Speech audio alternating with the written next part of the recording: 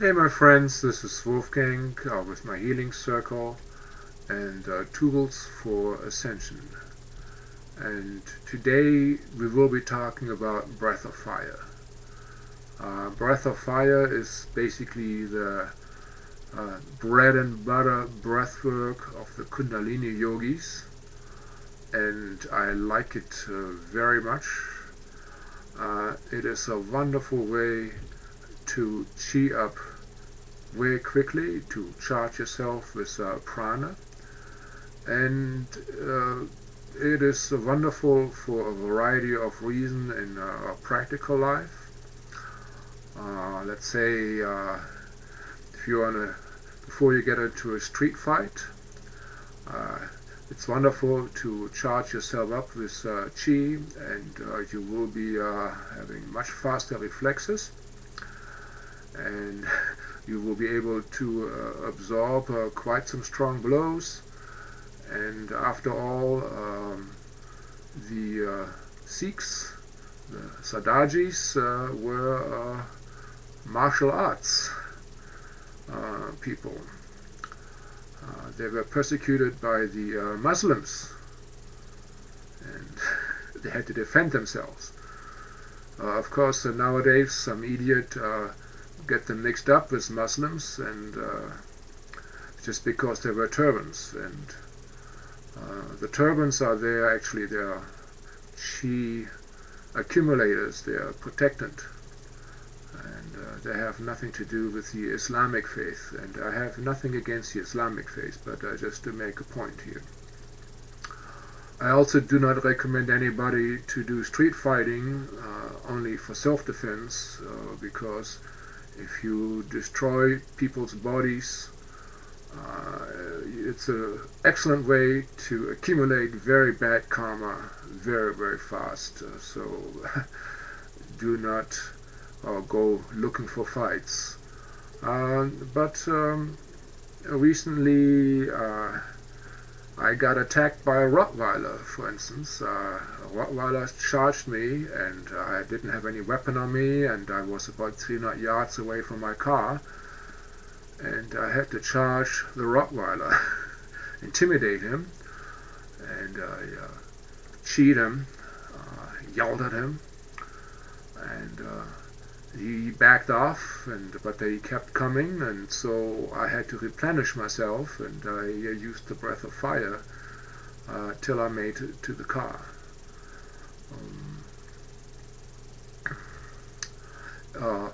Breath of fire is in a way a type of hyperventilation.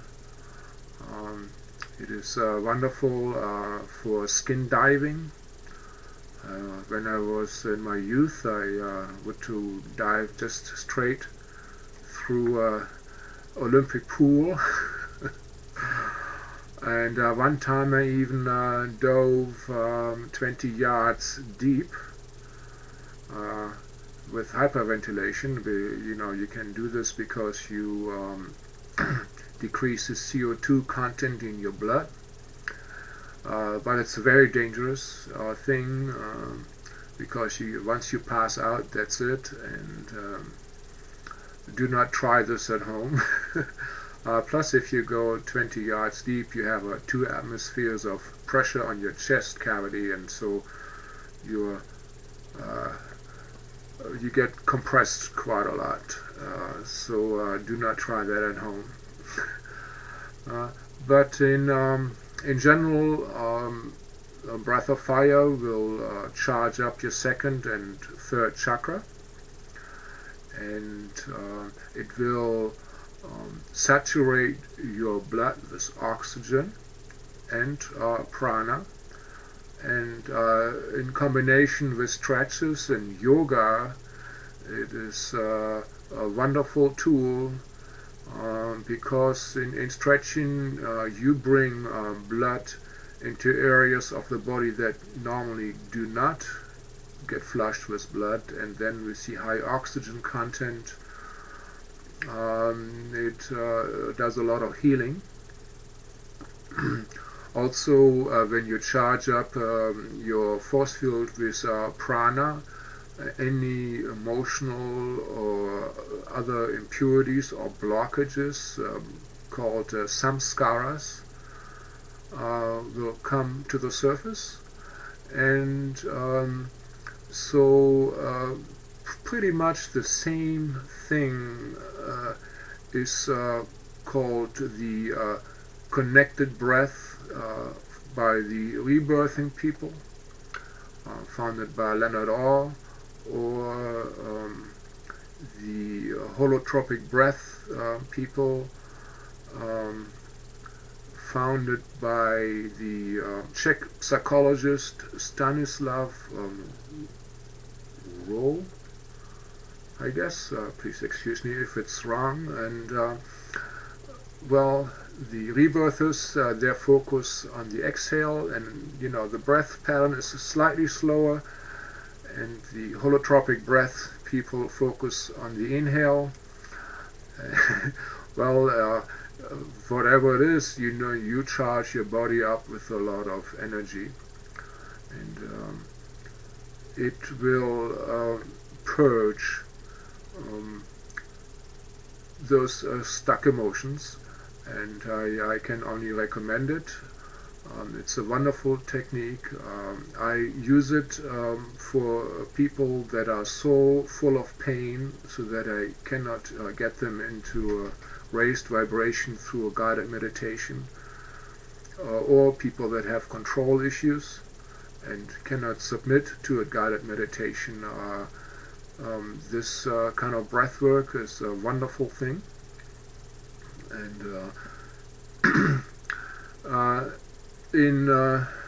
but there is also some warnings. If you do breath of fire, it is said to stimulate the Kundalini, and for some people this is a scary thing. I'm not really worried about it, but let me just explain to you. The Kundalini is traditionally considered an energy at the base of the spine, and it will come up and raise up your spine and purify any blockages around the spine, and then finally connect with the heaven energy in your head. And if it will happen to you, you probably feel a tingling in the base of your spine, and maybe some energy surging up. And generally, before people start running Kundalini, their bodies will just go and adjust. And that is a sign that you're getting ready to run Kundalini. If you get those symptoms and you are afraid of the Kundalini, just stop breathing and everything is fine. If you are confident, just keep on breathing, and when the energy comes up the spine, just draw it up, just like you would draw up water up a straw. You just imagine drawing the energy up your spine, and on the exhale, maybe blow it out the top of your head. I've had a client whose Kundalini went off when he was a teenager, and he had no guidance, and it went off to the side around the area of the kidney, and he had a lot of health problems due to that, and I was able to straighten it out within one session. So if anybody has a broken Kundalini, I might be able to help. I'm not sure whether I can do it on Skype, but I could do it in person. If the Kundalini just goes off and you don't want it, I probably can handle that over Skype. But that is just, to just take the fear away, and generally this is all okay. And before you do any breath of fire, we definitely should invoke, your spirit guides and the divine angels to protect you from any accidents.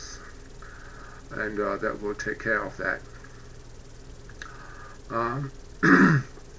Kundalini Yoga, breath of fire is a wonderful exercise before meditation. You will have a much better meditation, and you become very radiant. You will have a wonderful force field.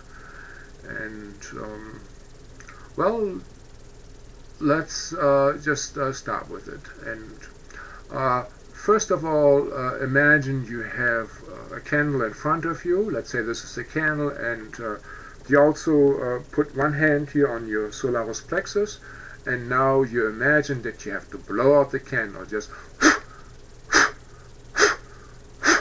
and you will notice whenever you blow, your stomach will contract, and that's pretty much it. But now you keep your mouth closed, and you imagine that the candle is kind of here, and you try to blow it out.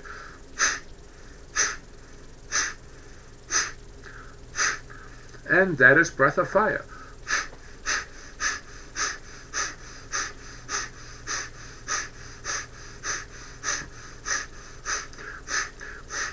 And you squeeze your solar plexus as much as you can.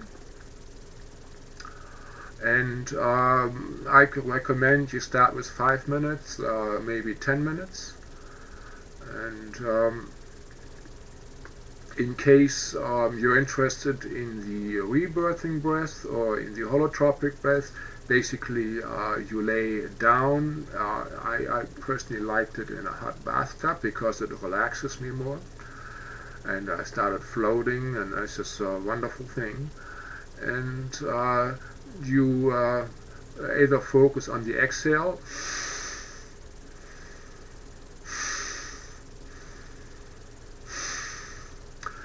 and you keep breathing for 15 minutes, half an hour, up to 1 hour, depending on your stamina.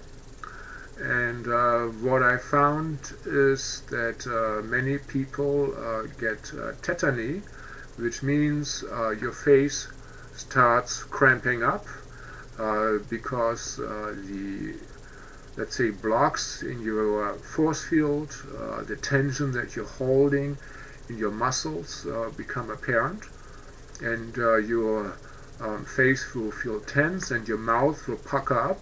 You will start looking like this. And also your hands will just cramp up like this. Again, it's called tetany, and it's not very pleasant feeling. And personally, I found the easiest way around it is when you just use waving kind of Tai Chi type motions and focus on releasing the energies, out your hand and maybe out your crown chakra, so they do not get blocked up. And maybe you can try some massage, but basically, the waving is a wonderful thing.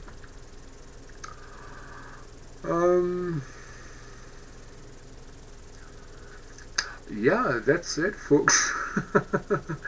Let's do a little breath of fire,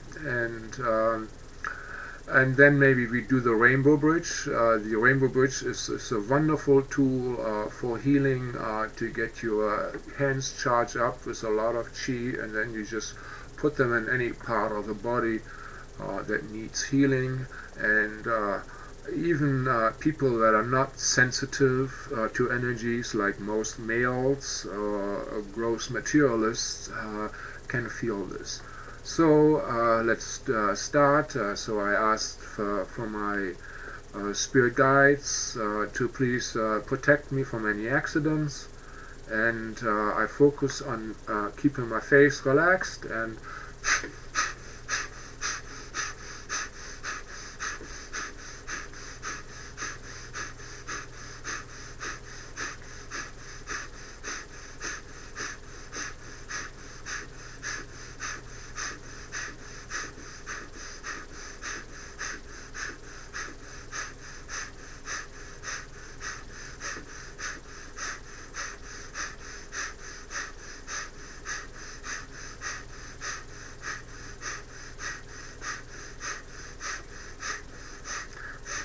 And so generally I keep going like this, and I personally do this when I drive my car. But again, if you're new to this, maybe don't do this. Do it on dry land first. I'm not responsible, if you space out and have a car accident or something like this. And let's do the rainbow bridge. Rainbow bridge is very simple. You spread your hands kind of slightly out, so when they're relaxed, they can hold and carry more energy. And then you stretch your arms up in a V-shaped form, about 90 degrees.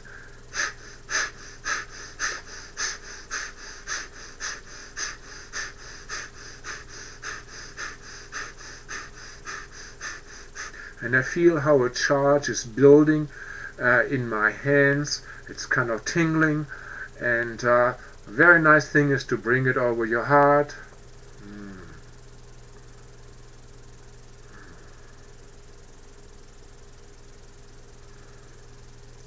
And absorb it.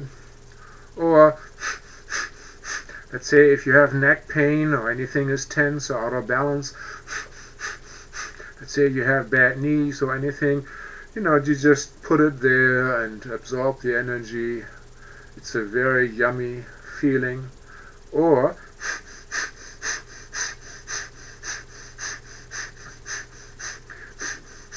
you charge up a rose quartz crystal, put it in front of your heart. Very wonderful, very wonderful. So whenever you need a pick-me-up, you feel tired, or before you go into meditation, or before you run, or before you have to take a test, or before you have sex, anytime you want to be high energy, mental clarity, you want to be cheered up, you want to be grounded, you do Breath of Fire. Thank you very much for watching. It is my pleasure to share my experiences that I've learned in many years in living in ashrams, hanging out with light workers around the world. And see you next time, and follow my videos, and let me know how you think and feel about my work. Namaste.